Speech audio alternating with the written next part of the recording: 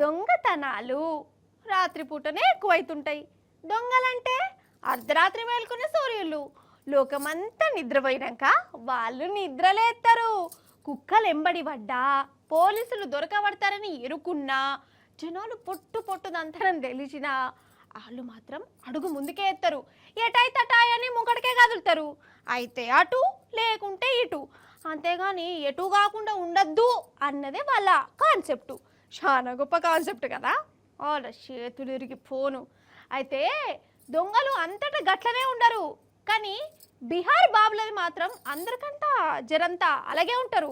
అంటే పాన్ పరాగులు గుట్కాలు బుక్కుడు గురించి అంటలేను నేను, దొంగతనాలు దోపిడీలలో వాళ్ళ పర్ఫార్మెన్స్ గురించి అంటన్నా. ఇగో ఈ ముచ్చట చూస్తే మీరే బీహార్లంతే బీహార్లంతే అంటారు. చూశారు మరి. ఇది బీహార్ రాష్ట్రంలో ఉన్న నగల దుకాణం. అప్పుడే అందరు డ్యూటీ ఎక్కిరు. పాపం నగలు జమ చేసుకుంటే ఎవరి పనులలో వాళ్ళు ఉన్నారు. అంతల్నే ఏమైందయ్యా అంటే,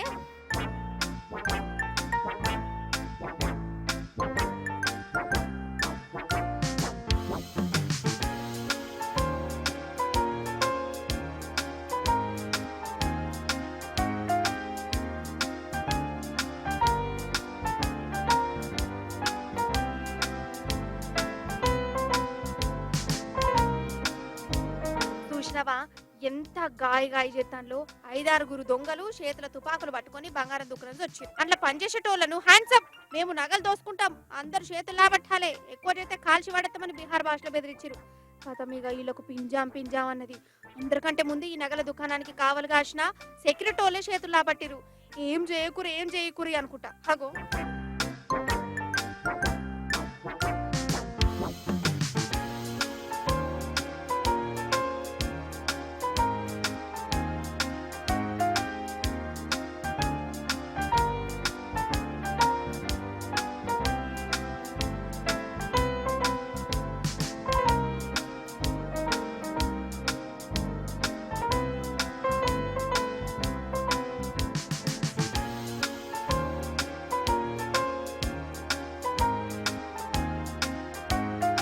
అంతే పటూరి. పానం అంటే ఎవరికైనా తీపేనాయే.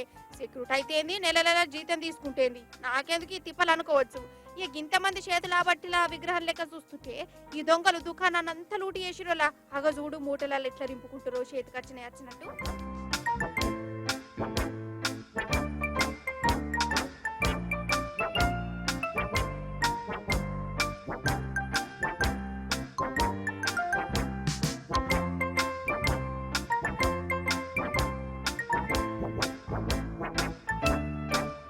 ఒకటి కాదు, 2 కాదు, 25 కోట్ల రూపాయల నగదును ఎత్తుకపోయి ఇలా కండ్ల ముందే. పాపంకి అక్కలు జర దైనం చేద్దామని చూసిరు కానీ వాళ్ళతోని వాళ్ళే మొగోళ్ళే చేతులు లాబట్టే. ఇక వీళ్ళేం చేస్తారు చెప్పు, పట్ట పగటిని అందరు చూడంగా దర్జాగా వచ్చి 5-10 నిమిషాలలోనే బంగారం దుకాణాన్ని మొత్తం లూటి చేసిపోయారు. చూసినవా అక్కడి దొంగలకు ఎంత ధైర్యమో. అసలు అలా గిట్ల తుపాకులు ఎట్లా వచ్చినాయి కావచ్చు. పగటి పూట కూడా ఇవి పట్టుకొని తిరుగుతుంటే పోలీసులు ఏం చేస్తాను కావచ్చు. బీహార్లంతే పటూర్రి.